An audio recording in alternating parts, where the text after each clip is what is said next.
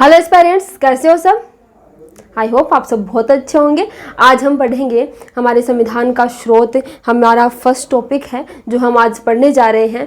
अब आपको इसका बैकग्राउंड में थोड़ा सा आपको मैं बता देती हूँ कि आप संविधान के जब स्रोत पढ़ोगे तो आपके दिमाग में एक चीज़ आएगी, जो फ्रेशर है उनके दिमाग में तो एक चीज़ आएगी कि हाँ, संविधान का स्रोत जो है वो क्या है और मैंने किस तरह से इसमें चीज़ों को शामिल किया है। तो मैं इसको थोड़ा सा बैकग्राउंड आपको जो है वो बता देती हूँ। संविधान का स्रोत जब हम पढ़ेंगे तो हम देखेंगे कि हमारा जो संविधान है उसमें दो प्रकार के स्रोत हैं, एक तो आंतरिक स्रोत और बाह्य स्रोत है। अब आंतरिक स्रोत कौन से हैं, बाह्य स्रोत कौन से हैं, उस चीज की जानकारी हम लेते हैं। तो आंतरिक स्रोत हमारे ऐसा है नहीं कि देश में पहले से कोई रूल और रेगुलेशन थे नहीं, ठीक है। जब ब्रिटेन हमारे यहाँ पर जब ब्रिटेन का शासन था तो उनके द्वारा भी कुछ रूल और रेगुलेशन जो है वो हमारे देश को चलाने के लिए बनाए गए थे। तो उनके द्वारा भारत शासन अधिनियम 1935 जो है वो हमारे यहाँ पर पहले से लागू था।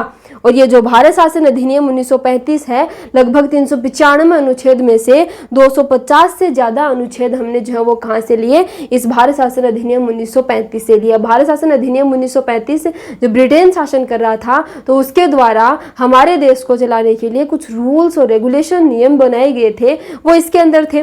तो ये जो चल रहा था हमारा, इसमें से हमने हमारा आधे से ज्यादा जो संविधान है वो हमने यहीं से ले लिया। दूसरा है हमारे बाह्य स्रोत, ठीक है। अब बाह्य स्रोत में हमने क्या लिया, हमारे जो संविधान निर्माता थे उन्होंने पूरे विश्व के जो संविधान थे उसमें से उनकी स्टडी की, सभी संविधानों का अध्ययन करके उनमें से वो चीज़ें जो हमारे देश के लिए सूटेबल थी, ठीक है, जो हमारे देश की ज़रूरत के हिसाब से थी, उनको वहाँ से जो है वो अडोप्ट करके हमारे देश के संविधान में शामिल किया गया। इसलिए आलोचकों का एक कहना है कि हमारा जो संविधान है वो उधार का एक थैला है, लेकिन ये बात सरासर जो है वो नकार दी जाती है। और हमारे जो भीमराव अंबेडकर थे उन्होंने बड़े गर्व से एक बात कही थी कि हमारे देश का संविधान हमने विश्व के सभी संविधानों को छानने के बाद बनाया है। यानी कि हमने सभी जो देश हैं उनके संविधानों का अध्ययन करके जो चीज अच्छी थी उसको हमने अडॉप्ट किया है। भीमराव अंबेडकर ने एक बात और कही थी कि किसी भी देश के संविधान का जो मूल विचार है उस पर किसी भी देश ने कोई पेटेंट नहीं ले रखा है। तो हम ऐसा नहीं है कि उन चीजों को हम अपने संविधान में यूज नहीं कर सकते। और सेम का सेम हमने वहां का वो नहीं उठाया था, हमने कॉन्सेप्ट वहां से लिया लेकिन उसको उस हिसाब से लिया कि हमारे देश का जो संविधान है हमारे देश की जो जरूरत है उनको पूरी कर सके। उस प्रकार से हमने इसको यहाँ पे अडोप्ट मिलाया था। तो ऐसा नहीं है कि हमारा जो संविधान है वो एक उधार का थैला है, तो ये बात सरासर गलत है। अब हम आपको पता चल गया होगा कि हमारे आंतरिक संविधान स्रोतों की हम बात करेंगे तो वो हम देखेंगे कि जो भारत शासन अधिनियम 1935 है उससे जो अडॉप्ट किया वो आंतरिक स्रोत हो गए, और जो हमने विश्व के अलग अलग संविधानों से अडॉप्ट किए वो हमारे बाह्य स्रोत हो गए। अब हमारे एग्जाम में क्वेश्चन आता है कि कौन सा हमने स्रोत जो है वो कहाँ से लिया है, इस प्रकार से हमें क्वेश्चन पूछा जाता है। तो आप जो है वो ये टॉपिक जो है वो थोड़े हार्ड टॉपिक में से आ जाता है, ठीक है। और आपको क्या होता है कि ऐसी चीज़ें आप देखते हो तो हाँ ये सारी चीज़ें कैसे याद होंगी, ठीक है, आप इसमें ट्रिक उलझाने लगते हो। तो ट्रिक पे ज़्यादा बेस आपको नई चीज़ें नहीं देखनी है, क्योंकि ट्रिक याद करने, ट्रिक की जो मेमोरी होती है वो शॉर्ट टर्म होती है। लॉन्ग टर्म मेमोरी तक आप उन चीज़ों को तब तक याद रख सकोगे जब आप चीज़ों को समझ कर याद करोगे। तो आपको लिंक करके चीज़ें पढ़नी है, और आज की क्लास के बाद शायद आपको ये ज़्यादा दिक्कत होगी भी नहीं कि हमें याद नहीं हो रहा।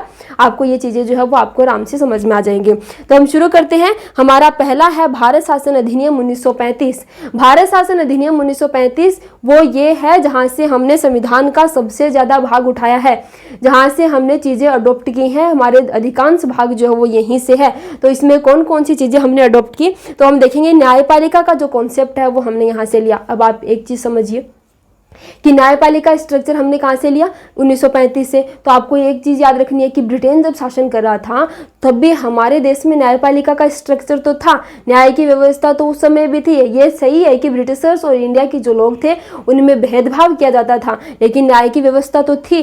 तो हमने जो है वो न्याय की जो व्यवस्था वाला कॉन्सेप्ट है, न्यायपालिका का कॉन्सेप्ट, हमारा जो हाई कोर्ट और सुप्रीम कोर्ट वगैरह है, ये हमने कहाँ से ले लिया, इसी संविधान से, इसी जो भारत शासन अधिनियम 1935 था इससे हमने अडॉप्ट कर लिया। दूसरी चीज है लोक सेवा आयोग, तो लोक सेवा आयोग से आपको एक चीज याद रखनी है कि ऑफिसर्स तो उस समय थे, ब्रिटिशर्स ऑफिसर्स थे, अब हमारे जो देश के नागरिक बनने लगे, लेकिन ब्रिटिशर्स ऑफिसर तो उस समय भी थे। जो हमारे IAS RS वाली जो व्यवस्था है ये हमने कहाँ से ली, उसी लोक भारत शासन अधिनियम 1935 से हमने अडॉप्ट की। अब भारत शासन अधिनियम 1935 से हमने लोक सेवा आयोग को अडॉप्ट किया, तो आपको एक याद रखनी है कि जो प्रशासनिक विवरण प्रशासन में क्या आ जाएंगे, यही IAS RS इस प्रशासन में आ जाएंगे। तो प्रशासनिक विवरण भी आपको कहाँ से लिंक करना है, भारत शासन अधिनियम 1935 से लिंक करना है। तीसरी चीज हमने यहाँ से अडॉप्ट की वो है संघीय तंत्र। अब संघीय तंत्र क्या होता है, तो आप देखेंगे कि संघीय तंत्र का अर्थ है कि जहां पर दो सरकारें हों, ठीक है, यानी कि हमारे यहाँ पे है केंद्र सरकार है और राज्य सरकार है, दो सरकारें हो और दोनों के जो शक्तियां हैं वो भी क्या हो, अलग अलग हो, यानी कि दोनों में शक्तियों का विभाजन हो। ये हमें पता है कि हमारे यहाँ पे केंद्र सरकार की अलग शक्तियां और राज्य सरकार की अलग शक्तियां हैं। तो यहाँ पे हमारी केंद्र सरकार और राज्य सरकार के बीच में दोनों को अलग अलग शक्तियों का बंटवारा किया गया है। दोनों के अंदर संविधान में हमारे जो संविधान सर्वोच्च है और इसी को क्या बोलते हैं, संघीय स्ट्रक्चर बोलते हैं। और संघीय ढांचा जो है वो हमने कहाँ से अडॉप्ट किया, 1935 का जो अधिनियम था उससे लिया। तीसरी चीज हम देखेंगे आपातकालीन उपबंध। तो आपातकालीन उपबंध जो है वो हमने कहाँ से लिए, भारत शासन अधिनियम 1935 से लिए। अब ये कैसे याद रहेगा कि हमने भारत शासन अधिनियम 1935 से आपातकाल का कॉन्सेप्ट लिया, तो आपको एक चीज याद होगी कि हमारे यहाँ पर जो जलियांवाला बाग हत्याकांड हुआ था उसमें जो अमृतसर में मेला लगा था उस समय गोलियां चलाई गई थी। क्यों चलाई गई थी, क्योंकि वहां पर धारा 144 लगाई गई थी और भीड़ जो इकट्ठा हुई थी वो नहीं हो सकती थी 144 के अंदर, इसीलिए जो है वो उन पे जो है वो गोलियां चलाई गई थी। तो यानी कि ऐसा कुछ कॉन्सेप्ट तो हमारे यहाँ पे था, आपातकाल की व्यवस्था तो थी, तभी तो वहां पे धारा 144 लगाई गई थी। तो ये सिस्टम चल रहा था पहले से, तो इसीलिए हमने भारत जो आपातकालीन उपबंध का जो कॉन्सेप्ट है वो हमने कहाँ से ले लिया, भारत शासन अधिनियम 1935 से ले लिया, क्योंकि ऐसी व्यवस्था हमारे यहाँ पे थी। एक आपको याद रखना है कि राज्यपाल का जो कार्यालय है वो हमने कहाँ से लिया, भारत शासन अधिनियम 1935 से लिया। तो आपको ये चीजें लिंक करनी है। अब आपको पहला पढ़ा हमने भारत शासन अधिनियम 1935, तो उससे आपकी कौन सी चीजें लिंक करनी है, एक तो हमें देखना है कि हाँ न्याय की व्यवस्था थी, तो स्ट्रक्चर न्यायपालिका, सुप्रीम कोर्ट, हाई कोर्ट का स्ट्रक्चर जो हमने यहाँ से ले लिया। दूसरा लोक सेवा आयोग हमने यहाँ से लिया, ऑफिसर से याद रखना है, तो लोक सेवा आयोग हमने यहाँ से लिया, यानी कि IAS RS वाली व्यवस्था, और इससे आपको प्रशासन याद रह जाएगा। हमें संघीय तंत्र आपको याद रखना है। संघीय तंत्र आपको इस प्रकार से याद रख लो, संघीय तंत्र होता है दो सरकारों का कॉन्सेप्ट है। तो ऐसे इसे आप याद रख लो कि जब ब्रिटेन का शासन यहाँ पे था तो वहां पे भी हमारे पास देशी रियासत और ब्रिटिश भारत दो चीजें थी, ठीक है, दोनों की शक्तियां अलग अलग थी, दोनों को शक्तियों में विभाजन किया गया था, तो दो चीजें वहां पे थी। और अब हमारे पास राज्य सरकार और केंद्र सरकार है, तो इस चीज को आप वहां से लिंक करके जो है वो याद रख सकते हो। तो आपके पास में हमारे पास में आपातकालीन उपबंध हमें जलियांवाला बाग से याद रह जाएगा, प्रशासनिक विवरण जो है वो हमें लोक सेवा आयोग से याद रह जाएगा, और न्यायपालिका जो है वो हमें पता है क्योंकि न्याय की व्यवस्था पहले भी थी। दूसरा हम चलते हैं हमारे अमेरिका के संविधान पे। भारत शासन अधिनियम 1935 हमें याद हो गया, अब शायद आप नहीं भूलोगे इसे कभी भी। अमेरिका के संविधान की हम बात करें तो अमेरिका के संविधान से आप सबको पता है कि हमने मौलिक अधिकार जो है अमेरिका के संविधान से लिए। जिसको नहीं पता है तो मैं बता देती हूँ कि अब आप इसको ऐसे याद रख सकते हो कि अधिकारों की बात चल रही है, और अधिकारों की बात कहाँ की जाएगी, अधिकारों की बात उस राष्ट्र में की जाएगी जो राष्ट्र संपन्न हो। और उस समय अमेरिका सबसे संपन्न राष्ट्र था, वो पूरे विश्व को लीड कर रहा था। उस समय पूरे देश, पूरे विश्व का जो राजा था, सर्वोच्च था, वो कौन था, अमेरिका था। तो वहां पे जो है अधिकारों की बात भी कहीं कहाँ होगी, वहीं पर होगी। अब आप भी नॉर्मली अपने डेली जीवन में एक उदाहरण लेके देख सकते हो कि अधिकारों की मांग कौन कर सकता है, जो व्यक्ति संपन्न हो वो अधिकारों के लिए लड़ सकता है। जो व्यक्ति निर्बल होता है, लड़ नहीं सकता, उसको दबाया जाता है, वो अपने अधिकारों की मांग नहीं कर सकता। लेकिन संपन्न है वो अपने अधिकार लड़कर ले सकता है। तो अधिकारों की मांग कहाँ होगी, जो राष्ट्र संपन्न होगा। और उस समय संपन्न राष्ट्र था हमारा अमेरिका, जो विश्व को लीड कर रहा था। तो यहाँ पे भी मौलिक अधिकार जो है वो जनता के पास में यहाँ पे होना स्वाभाविक था। तो मौलिक अधिकार का कॉन्सेप्ट जो है हमने कहाँ से ले लिया, अमेरिका से ले लिया। अब इस चीज को आप लिंक करना कि हमने न्यायपालिका की स्वतंत्रता कहाँ से ली, वो भी अमेरिका से ली। अब आप याद रख लेना, अधिकार और स्वतंत्रता कहाँ पर होंगी, जहाँ के नागरिक संपन्न होंगे वहां पर अधिकार और स्वतंत्रता की बात होगी। अब मौलिक अधिकार आपको न्यायपालिका याद रखनी है। न्यायपालिका का स्ट्रक्चर हमने भारत शासन अधिनियम 1935 से लिया। अमेरिका के संविधान की बात करें तो यहां से हमने न्यायपालिका की स्वतंत्रता ली, न्यायिक पुनरावलोकन का सिद्धांत लिया। अब आप इन दोनों चीजों को लिंक कीजिए। न्यायिक पुनरावलोकन का सिद्धांत क्या होता है ये मैं आपको बता देती हूँ। न्यायिक पुनरावलोकन होता है कि हमारे देश की जो संसद है उसके द्वारा बनाया गया कोई भी कानून जो कि हमारे मौलिक अधिकारों का उल्लंघन करता हो, यानी कि हमारे संसद ने ऐसा कोई भी कानून बनाया जिससे हमारे जो मौलिक अधिकार हैं उनका हनन हो रहा हो, तो हमारी न्यायपालिका को ये स्वतंत्रता दी गई है कि वो उस कानून को पढ़कर और वो कानून को पढ़कर अगर उस कानून में मौलिक अधिकारों का उल्लंघन हुआ है तो उन अधिकारों के उल्लंघन तक उस कानून को नल एंड वॉइड घोषित कर सकती है, उसको शून्य घोषित कर सकती है। तो उस कानून को रद्द करने का अधिकार न्यायपालिका को दिया गया, यानी कि मौलिक अधिकार हमने अमेरिका से लिए और इन अधिकारों का प्रोटेक्शन करने के लिए न्यायिक पुनरावलोकन का सिद्धांत भी हमने कहाँ से लिया, अमेरिका से ही लिया। तो ये चीज आपको याद रह जाएगी कि मौलिक अधिकार हमने यहाँ से लिए, फिर न्यायपालिका को स्वतंत्रता देनी थी क्योंकि न्यायिक पुनरावलोकन इसलिए न्यायिक पुनरावलोकन का सिद्धांत हमने दिया। तो ये तीनों चीजें आपको याद रह जाएगी। अब न्यायिक पुनरावलोकन, न्यायिक स्वतंत्रता की बात चल रही है, यानी कि न्यायपालिका की बात चल रही है, तो आपको ये चीज याद रखनी है न्यायपालिका से कि न्यायपालिका के यानी कि हाई कोर्ट और सुप्रीम कोर्ट के जो न्यायाधीश हैं उनको जो हटाने की प्रक्रिया है वो भी हमने कहाँ से ली, अमेरिका से ली। अब आपको एक चीज और याद होगी कि हमारे संविधान में महाभियोग शब्द जो है वो या तो हमें यूज करते हैं सुप्रीम कोर्ट और हाई कोर्ट के न्यायाधीश को हटाने के लिए महाभियोग, और इसके अलावा हम राष्ट्रपति पर महाभियोग का यूज करते हैं। तो अब सुप्रीम कोर्ट और हाई कोर्ट के न्यायाधीशों को हटाने की प्रक्रिया अमेरिका से ली जा रही है और उसको महाभियोग कहा जा रहा है। तो अब याद आपको रखना है कि जब राष्ट्रपति पर भी महाभियोग लगाया जा रहा है तो दोनों महाभियोग के लिए कहाँ से हमें अडोप्ट करने हैं, अमेरिका से अडोप्ट किए हैं। तो राष्ट्रपति को पद से हटाने की जो प्रक्रिया है महाभियोग है वो भी हमने अमेरिका से लिया है, और जो सुप्रीम कोर्ट और हाई कोर्ट के न्यायाधीश हैं उनको हटाने की प्रक्रिया भी हमने कहाँ से अडोप्ट की है, वो भी हमने अमेरिका से अडोप्ट की है। उसके बाद में आपको याद रखना है कि उपराष्ट्रपति का पद भी हमने अमेरिका से लिया है। इसको आप ऐसे याद रख सकते हो कि कुछ टाइम पहले आपको पता था कि कमला हैरिस जो कि भारतीय मूल की नागरिक थी और अमेरिका में जो है वो वाइस प्रेसिडेंट बनी थी, उपराष्ट्रपति बनी थी, यानी कि वहां पे उपराष्ट्रपति का कॉन्सेप्ट था। इस बात से आपको ये लिंक करना है कि उपराष्ट्रपति का कॉन्सेप्ट वहां पर था, इसीलिए तो बनी थी, और वहां से हमने उपराष्ट्रपति का पद जो है वो अडॉप्ट किया। तो आपको अमेरिका के संविधान से ये चीजें बातें याद हो गई होंगी। अमेरिका के संविधान से आपको याद रखना है कि संपन्न राष्ट्र था तो वहां पे अधिकारों की बातें होती थी, तो वहां से अधिकार ले लिए, स्वतंत्रता की बात भी यहाँ पे होती थी, तो न्यायपालिका की स्वतंत्रता हमने वहां से ली, और फिर मौलिक अधिकार हमने वहां से लिए, तो मौलिक अधिकारों के प्रोटेक्शन के लिए हमने जो है वो न्यायिक पुनरावलोकन का सिद्धांत वहां से लिया, और न्यायिक पुनरावलोकन का सिद्धांत हमने वहां से लिया। उसके बाद में सुप्रीम कोर्ट, हाई कोर्ट के जो न्यायाधीश हैं उनको हटाने की प्रक्रिया, उनको हटाने के लिए महाभियोग वर्ड का यूज किया जाता है। तो महाभियोग इसके अलावा किसको यूज किया जाता है, राष्ट्रपति के लिए, तो राष्ट्रपति का भी। फिर आपको याद रख लेना, कमला हैरिस से याद रख लेना कि राष्ट्रपति का पद भी हमने यहाँ से लिया। तो आपको अमेरिका याद हो गया होगा। आपको भारत शासन अधिनियम 1935 में हमने न्यायपालिका पढ़ा, लोक सेवा आयोग पढ़ा, प्रशासनिक विवरण हमने देखा, आपातकालीन उपबंध हमने वहां से लिए, और इसके अलावा हमने संघीय तंत्र, राज्यपाल का कार्यालय, ये सब हमने कहां से लिए, भारत शासन अधिनियम 1935 से लिए। अमेरिका का हमने देख लिया, मौलिक अधिकार, स्वतंत्रता, न्यायिक पुनरावलोकन, ये पद से हटाया जाना वगैरह, ये हमने पढ़ लिए। ये आप दोनों शायद आपको एकदम कंठस्थ याद हो गए होंगे, आप इनको नहीं भूलोगे। अब हम चलते हैं आगे, ब्रिटेन का संविधान। थर्ड हमारा ब्रिटेन का संविधान। तो ब्रिटेन के संविधान से हमने क्या क्या अडॉप्ट किया, तो हम देखेंगे कि आपको एक चीज याद रखनी है ब्रिटेन के संविधान से, कि ब्रिटेन के संविधान जब आप पढ़ोगे तो आपको ये याद रखना है कि हमारे देश में जो संसदीय व्यवस्था है, यानी कि लोकसभा, राज्यसभा, ये जो संसदीय व्यवस्था, पार्लियामेंट्री जो सिस्टम है, ये हमने ब्रिटेन से अडॉप्ट किया। तो जहां पर भी संसद आ जाए वहां पे आपको ये चीज याद रखनी है कि ये हमने कहां से लिया, ब्रिटेन से लिया। तो संसद वाली सारी चीजें हमने कहां से अडॉप्ट की हैं, ब्रिटेन से ली हैं। तो आपको याद रखना है कि ब्रिटेन के संविधान से हमने संसदीय शासन लिया। अब आप संसदीय शासन से याद रखोगे कि संसद के शासन में संसद के विशेषाधिकार, फिर है दूसरा संसद के विशेषाधिकार, तो संसदीय शासन हमने यहाँ से लिया, तो विशेषाधिकार भी नॉर्मल सी बात है वहीं से लिए होंगे। तीसरी है द्विसदनवाद। द्विसदनवाद का अर्थ है कि जो लोकसभा, राज्यसभा, दो सदन हमारे यहाँ पे हैं, तो दोनों सदनों का जो कॉन्सेप्ट है वो भी हमने कहाँ से लिया, ब्रिटेन के संविधान से लिया। तीसरी है जो संसदीय व्यवस्था हमने यहाँ से ले ली, संसद हमने यहाँ से ले लिया, फिर संसद के विशेषाधिकार भी हम वहीं से लेंगे।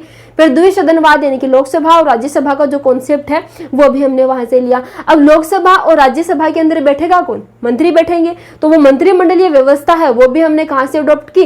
ब्रिटेन से अडॉप्ट की। अब मंत्रिमंडल जो है, जो मंत्री है, उनका काम क्या है? उनका काम है कानून बनाना। तो जो वो कानून बनाएंगे, यानी कि विधि का शासन का अर्थ है कानून का राज। कानून कौन बनाएगा? मंत्री बनाएंगे।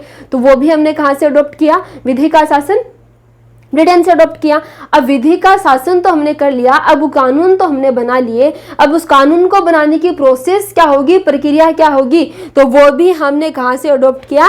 जहाँ से हमने संसद को अडॉप्ट किया, यानी कि ब्रिटेन के संविधान से। अब ये सारी चीजें आपको लिंक हो गई होंगी कि ब्रिटेन के संविधान से आपको संसद याद रखना है, फिर संसद से आपको याद रह जाएगा कि संसद के विशेषाधिकार भी हमने वहीं से लिए। संसद के 2 सदन होते हैं, लोकसभा राज्यसभा, तो वो दोनों सदन भी हमने वहां से लिए। इसके अलावा लोकसभा राज्यसभा हमारा हो गया। लोकसभा राज्यसभा में बैठेगा कौन? मंत्री बैठेंगे। तो मंत्रिमंडलीय व्यवस्था भी हमने वहां से ले ली। अब मंत्रियों का काम क्या होता है? कानून बनाने का। तो कानून व्यवस्था, विधि का शासन भी हमने वहां से ले लिया। अब कानून बनाएंगे तो कानून किस प्रोसेस से बनाएंगे, कानून की जो प्रक्रिया क्या होगी, वो भी हमने वहां से अडॉप्ट कर ली। सिंपल सी बात है। आपको ये चीजें जो है वो आपको याद हो गया। ऐसे आपको चीजों को लिंक करके पढ़ना है। अब हम चलेंगे हमारे आगे, आयरलैंड का संविधान। तीनों चीज याद हो गई आपको। ब्रिटेन का संविधान भी आपको याद हो गया। भारत शासन अधिनियम 1935 आपको याद हो गया। अमेरिका का संविधान हमने पढ़ लिया।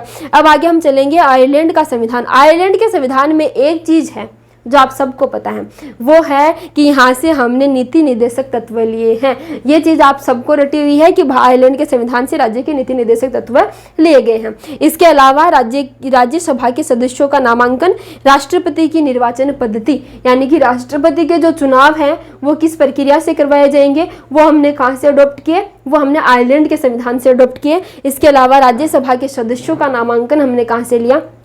आयरलैंड से लिया। इन दोनों चीज़ों को आपको आगे लिंक करके मैं बताऊंगी। आगे जो चीज़ आएगी उससे आप एक बार इतना याद रखिए।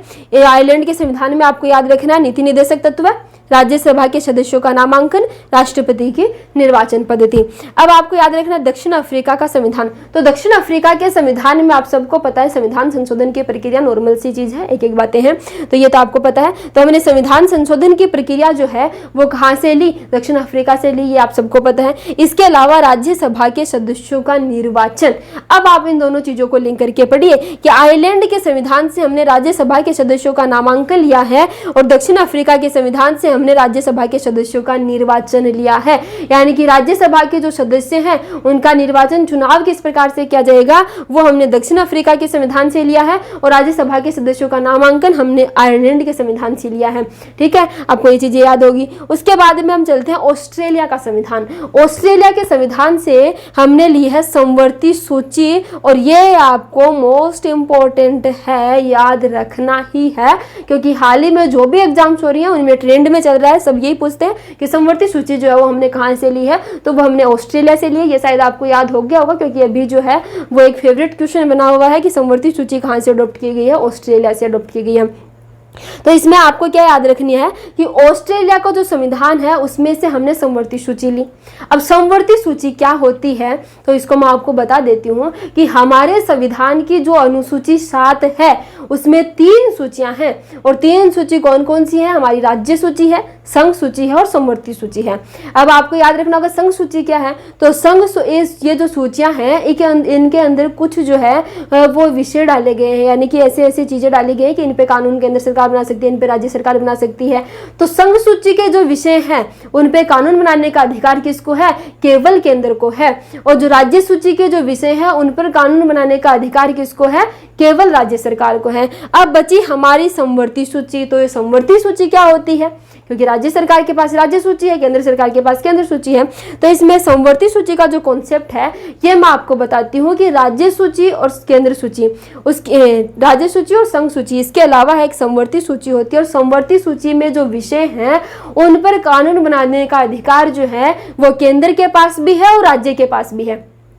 अब आप ये सोच रहे होंगे कि जब केंद्र सरकार और राज्य सरकार दोनों कानून बना सकती हैं तो कानून किसका माना जाएगा, किसके द्वारा बनाया गया जो कानून है उसको माना जाएगा। तो आपको इसमें एक चीज याद रखनी है कि अगर समवर्ती सूची के जो विषय है उन पर कानून केंद्र सरकार ने कोई भी कानून उस पर नहीं बना रखा है और राज्य सरकार ने उस पर कानून बना दिया है तो वो राज्य सरकार द्वारा बनाया गया कानून मान्य है, वो राज्य सरकार द्वारा बनाया गया कानून उसमें चलता रहेगा, वो जारी रहेगा। अब आपको एक चीज याद रखनी है, अगर राज्य सरकार ने कानून बना दिया, वो कानून चल रहा है और कुछ समय बाद ऐसा हुआ कि केंद्र सरकार ने भी उसी विषय पर अपना कानून बना दिया, तो अब जो है वो राज्य सरकार का कानून नहीं चलेगा, अब केंद्र सरकार का कानून चलेगा। यानी कि दोनों जो हैं वो इस पर कानून बना सकते हैं, लेकिन राज्य सरकार का कानून तभी चलेगा जब केंद्र सरकार ने कानून नहीं बनाया है। अगर केंद्र सरकार ने बना दिया तो फिर राज्य सरकार वाला नहीं चलेगा, किसका चलेगा? केंद्र सरकार का चलेगा। ये हमारी समवर्ती सूची है कि जिस पर कानून बनाने का अधिकार दोनों को है, लेकिन सर्वोपरि कौन है? केंद्र। अगर केंद्र ने बना दिया तो फिर केंद्र वाला ही चलेगा। इसके अलावा एक सूची और पढ़ी जाती है, वो होती है अवशिष्ट सूची। तो वो भी आपको मैं बता देती हूँ, वरना आपको डाउट रहेगा कि अवशिष्ट सूची क्या है। तो अवशिष्ट सूची इन तीनों के अलावा सूची होती है। कुछ विषय संघ सूची में डाल दिए गए, कुछ विषय जो है वो राज्य सूची में डाल दिए गए, कुछ समवर्ती सूची में डाल दिए गए। लेकिन ऐसा नहीं है कि कंप्लीट इसमें डाल दिया गया, कुछ चीज़ें जो हैं वो बच गई लास्ट में। तो अब वो बचा खुचा जो चीज़ सामान था वो कहाँ पे रख दिया? ले जाके अवशिष्ट सूची में रख दिया कि जो कोई भी ऐसी चीज़ है जो इन तीनों सूचियों में नहीं है, वो रख दी किसमें? अवशिष्ट सूची में। अब अवशिष्ट सूची जो है उस पर अब कानून बनाने का अधिकार जो वो याद रखना है, वो केवल केंद्र सरकार के पास है। अवशिष्ट सूची के विषय पर कानून राज्य सरकार नहीं बना सकती है। वो आपको एक एक्स्ट्रा में चीजें याद रखनी है, क्योंकि आगे ये चीजें आएंगी आपके। अब है संसद के दोनों सदनों की संयुक्त बैठक। आपको एक चीज तो सबको पता है, ऑस्ट्रेलिया से समवर्ती सूची ली गई है तो आप सबको पता है, लेकिन ऑस्ट्रेलिया से हमने संसद के जो दोनों सदन है, यानी कि लोकसभा और राज्यसभा जो दोनों सदन है, उनकी संयुक्त बैठक, कोई भी कैसी बात कभी कभी जो है वो कानून जब बनाया जाता है तो दोनों सदनों की संयुक्त बैठक बुलाई जाती है। और वो संयुक्त बैठक जो बुलाई जाती है उसका जो कॉन्सेप्ट है वो हमने लिया ऑस्ट्रेलिया से। अब इसको आप याद कैसे रखोगे? तो इस चीज को आप लिंक कर लो समवर्ती सूची से, क्योंकि समवर्ती सूची आप सबको पता है ऑस्ट्रेलिया से ली गई है। अब आप देखो कि समवर्ती सूची होती क्या है। समवर्ती सूची का अर्थ है जिस पर केंद्र और राज्य दोनों मिलकर कानून बना सके, दोनों कानून बनाने का अधिकार रखते हैं। ठीक है, अब आपको याद रखना दोनों का काम हो रहा है समवर्ती सूची में, तो दोनों सदनों की संयुक्त बैठक भी हमने कहां से ली है? ऑस्ट्रेलिया से ली है। तो आप इसको ऐसे लिंक करके जो है वो याद रख सकते हो और आपको याद हो जाएगी, दोनों चीजें जो है वो आपको याद रह जाएंगी। जर्मनी का संविधान। अब जर्मनी के संविधान से हमने एक चीज ली है, वो है आपातकाल के समय मूल अधिकारों का स्थगन।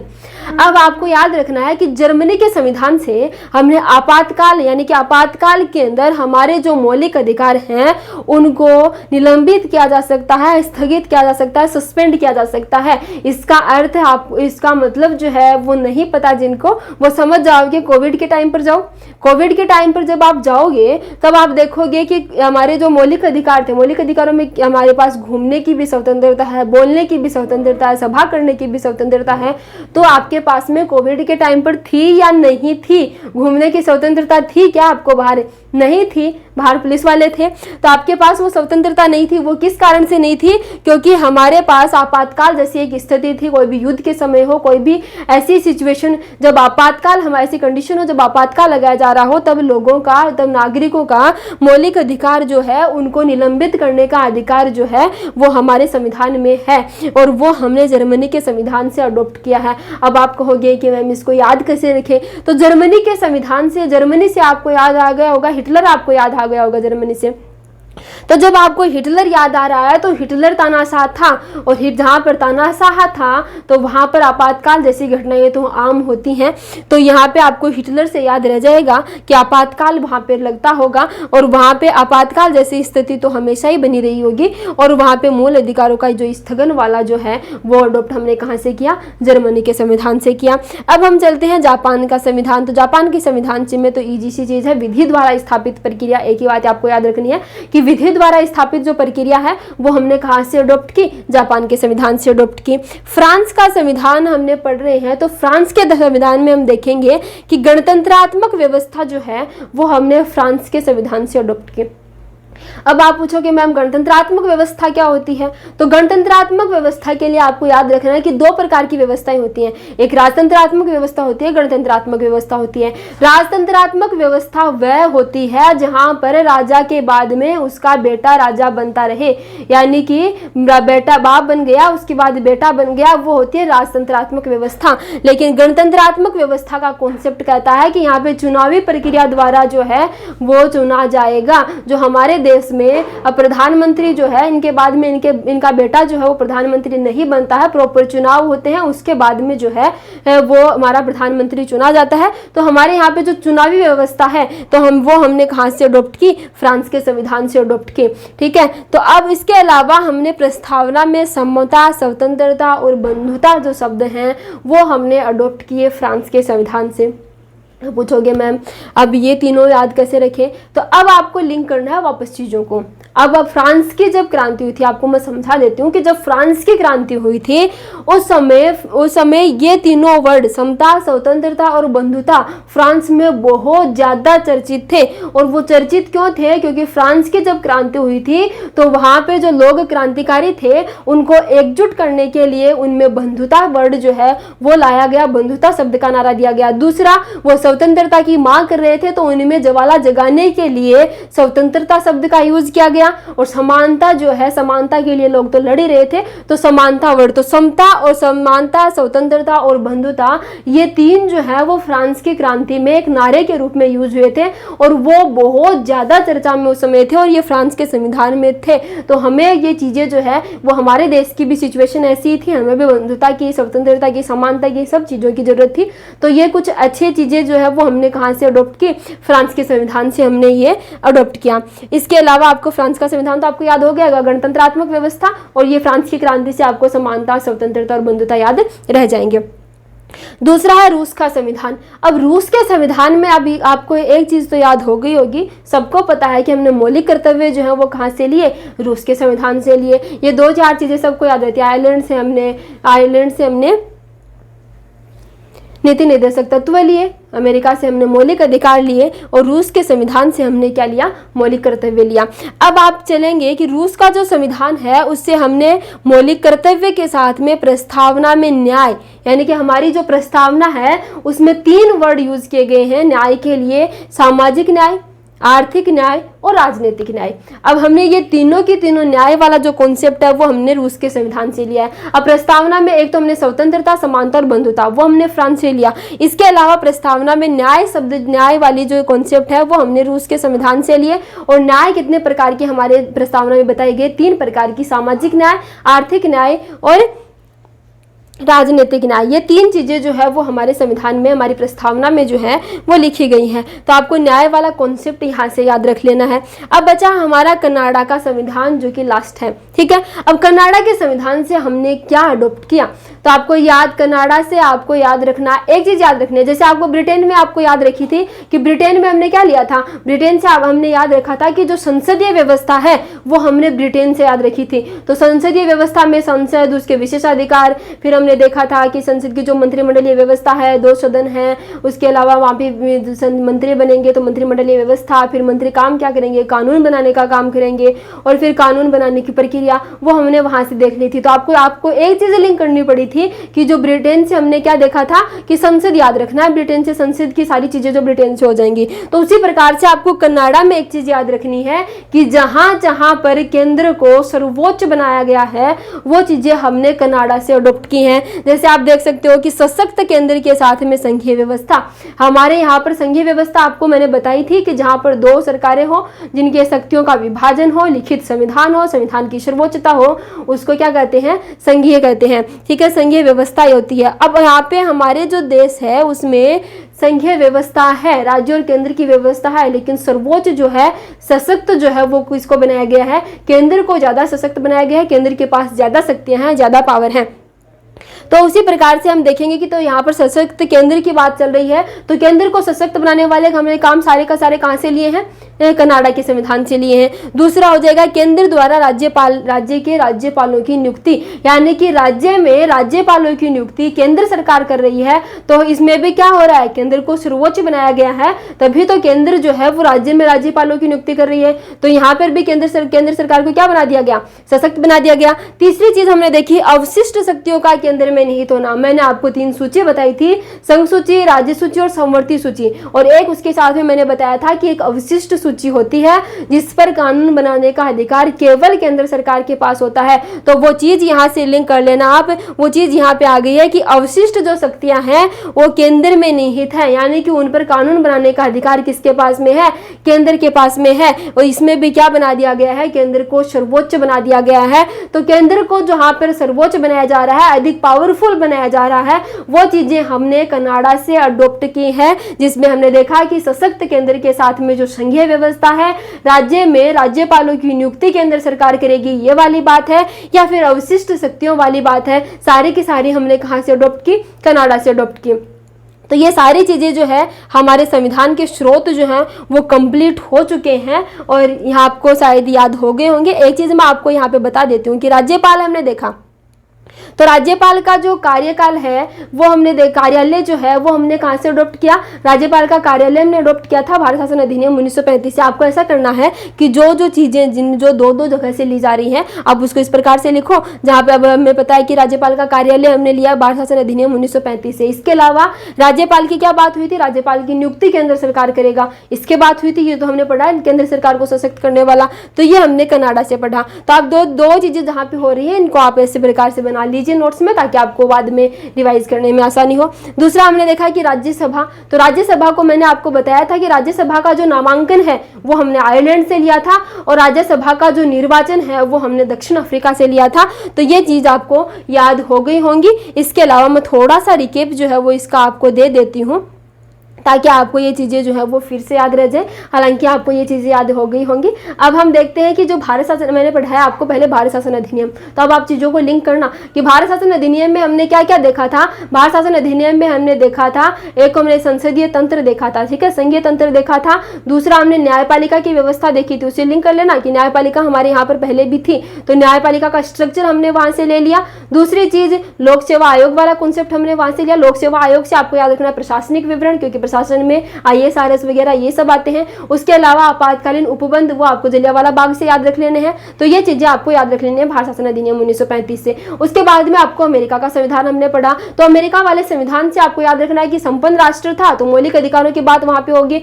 अब जो मौलिक अधिकार वहां से ले लिए तो उन अधिकारों के प्रोटेक्शन के लिए भी तो हमें कुछ चाहिए, तो न्यायपालिका की स्वतंत्रता, फिर उनको न्यायिक पुनरावलोकन का सिद्धांत, ये हमने अमेरिका से अडॉप्ट कर लिया। अब न्यायपालिका की बात चल रही है तो यहाँ से हमने सुप्रीम कोर्ट और हाई कोर्ट के न्यायाधीश जो हैं उनको पद से हटाने की प्रक्रिया, महाभियोग वाली व्यवस्था, और उसके बाद में हमने देखा कि महाभियोग और किसके लिए यूज होता है, राष्ट्रपति पर महाभियोग, तो राष्ट्रपति को हटाने की प्रक्रिया भी हमने कहां से ले ली, अमेरिका के संविधान से ले ली। और दूसरा हमने याद रखना है कि उपराष्ट्रपति का पद, वो आपको कमला हैरिस से याद रह जाएगा कि उपराष्ट्रपति का पद वहां पे था। अब आपको चलना ब्रिटेन के संविधान में। ब्रिटेन के संविधान में जब आप चलोगे तो आप देखो, आपको लिंक करना है संसद वाली बात है, तो संसदीय व्यवस्था से आपको याद हो जाएंगे कि संसद में 2 सदन है, लोकसभा राज्यसभा, तो वो वाला कॉन्सेप्ट। उसके बाद में आपको रह जाएगा कि संसद के जो विशेषाधिकार है वो भी हमने वहीं से लिए थे। अब संसद में बैठेगा कौन, मंत्री, तो मंत्रिमंडलीय व्यवस्था हमने वहां से ली। अब मंत्रिमंडलीय व्यवस्था, मंत्रियों का काम क्या होता है, कानून बनाना, तो कानून बनाने का विधि का शासन हमने वहां से अडॉप्ट किया। अब उसकी प्रक्रिया क्या होगी वो भी हमने वहां से अडॉप्ट की। तो ऐसे में ब्रिटेन का संविधान आपको याद हो गया। फिर हमने पढ़ा ब्रिटेन के बाद में आयरलैंड का संविधान, तो आयरलैंड के संविधान से हमने नीति निर्देशक तत्व लिए थे। इसके अलावा राज्यसभा के सदस्यों का नामांकन, राष्ट्रपति की निर्वाचन पद्धति, ये हमने आयरलैंड से लिए थे। आपको मोस्ट इंपोर्टेंट ये याद रखना है कि राज्य के नीति निर्देशक तत्व वाला ज्यादा पूछा जाता है। दक्षिण अफ्रीका के संविधान में हम चलेंगे तो दक्षिण अफ्रीका के संविधान से हमें एक चीज याद रखनी है, संविधान संशोधन की प्रक्रिया। संविधान संशोधन की प्रक्रिया हमने कहां से अडॉप्ट की, दक्षिण अफ्रीका से अडॉप्ट की। अब संविधान संशोधन की प्रक्रिया हमने दक्षिण अफ्रीका से ली। इसके अलावा जो राज्यसभा के सदस्य हैं उनका निर्वाचन हमने दक्षिण अफ्रीका से लिया था और उनका नामांकन हमने आयरलैंड से लिया था। इसके अलावा हमने ऑस्ट्रेलिया का संविधान पढ़ा, तो ऑस्ट्रेलिया के संविधान से हमें आपको याद है समवर्ती सूची, और समवर्ती सूची के अलावा दोनों सदनों की जो संयुक्त बैठक वाला कॉन्सेप्ट है वो हमने कहां से लिया, ऑस्ट्रेलिया से लिया। उसके बाद हम चलते हैं जर्मनी का संविधान। जर्मनी से हिटलर से आपको याद आ गया होगा कि आपातकाल में जो मौलिक अधिकारों का स्थगन किया जाता है वो हमने जर्मनी से अडॉप्ट किया। उसके बाद चलते हैं जापान में, तो जापान में विधि द्वारा स्थापित प्रक्रिया का जो कॉन्सेप्ट है वो हमने जापान से लिया। फ्रांस के संविधान से आपको याद है गणतंत्रात्मक व्यवस्था हमने वहां से ली। ठीक है, चुनावी प्रक्रिया द्वारा जो चुने जाते हैं हमारे यहाँ पे, तो वो हमने फ्रांस से ली। इसके अलावा जो प्रस्तावना में समता बंधुता के जो नारे दिए गया था वहाँ पे फ्रांस में, तो वो चीज़ें हमने वहाँ से अडॉप्ट की, ठीक है। समानता, स्वतंत्रता और बंधुता का आदर्श जो है वो हमने वहाँ से लिया। उसके अलावा जो रूस का संविधान है, रूस के संविधान से हमने मौलिक कर्तव्य लिए। प्रस्तावना में जो 3 न्याय हमारे प्रस्तावना में लिखी गई हैं, सामाजिक न्याय, आर्थिक न्याय और राजनीतिक न्याय, वो हमने रूस के संविधान से ली। इसके अलावा हमने कनाडा का संविधान पढ़ा, तो कनाडा के संविधान से आपको वैसे ही चीज़ लिंक करनी है कि कनाडा के संविधान में वो चीज़ें हमने ली हैं जो केंद्र सरकार को सशक्त कर रही हैं, केंद्र सरकार को मजबूत बना रही हैं। तो उनमें कौन कौन सी चीज़ें थी? उनमें थी कि एक तो केंद्र सरकार राज्य के राज्यपालों की नियुक्ति करेगा, अवशिष्ट शक्ति के विषय केंद्र सरकार को दे दिए गए। इसके अलावा सशक्त केंद्र के साथ में संघीय व्यवस्था, यानी कि संघीय व्यवस्था है लेकिन उसमें सशक्त किसको बनाया गया है? केंद्र सरकार को बनाया गया है। तो ये सारी चीज़ें जो हैं वो आपको मैंने रिकेप में बता दी, सारी चीज़ें आपको याद हो गई होंगी। और आपको शायद, मुझे नहीं लगता कि अब इसके बाद में आपको कोई भी डाउट इस टॉपिक में होगा, सारी चीज़ें आपको लिंक हो गई होंगी। और ट्रिक पे आप ज़्यादा गौर मत करना, चीज़ों को लिंक करके पढ़ना। जितना लिंक करके पढ़ोगे आपके दिमाग में लॉन्ग टाइम तक वो बातें रहेंगी। अगर आप ट्रिक पे चलोगे तो वो शॉर्ट टर्म मेमोरी है, याद रखना। और अगर आप ट्रिक बनाओगे, सारे कुछ टॉपिक्स होते हैं, मैं मानती हूँ कुछ टॉपिक्स होते हैं जिनमें ट्रिक्स की नीड होती है, लेकिन ऐसा नहीं है कि आप हर टॉपिक में ट्रिक बनाए जा रहे हो, क्योंकि बाद में लास्ट में होता है क्या है कि आपको ट्रिक याद रखने के लिए फिर ट्रिक बनानी पड़ेंगी, तो आप वो चीज़ें ज़्यादा टाइम तक याद नहीं रख पाओगे। आपको चीज़ों को समझना है और समझ के याद करना है। आप चीज़ों को ऐसे समझ के पढ़ोगे तो वो चीज़ें जो है वो आपके दिमाग से कभी नहीं निकलेंगी, लंबे समय तक आपको याद रहेंगी। और मैं मानती हूँ कि शायद आपको ये याद हो गया होगा। इसके बाद में मैं क्वेश्चंस का जो संविधान के जो स्रोत हैं, इन पे क्या क्या मोस्ट क्वेश्चन बन सकते हैं, उनका एक वीडियो में डालूंगी। आप ये वीडियो देखने के बाद में जो है वो उस वीडियो को देख लेना, कितने क्वेश्चंस आपसे हो रहे हैं वो आप चेक कर लेना। आपको पता चल जाएगा कि आपको चीज़ें याद हुई हैं या नहीं हुई। अगर आपको सारे क्वेश्चंस हो जाते हैं तो वेल एंड गुड, अगर नहीं हो पाते हैं तो एक बार आप फिर से वीडियो को देख के ट्राई करना, आपको हो जाएगा आराम से। और एक बार नहीं हुआ तो एक बार और देख लेना, मैं कंफर्म करती हूँ, उसके बाद तो आपको ज़रूर याद हो जाएंगे। Thank you, all the best, पढ़ते रहिए।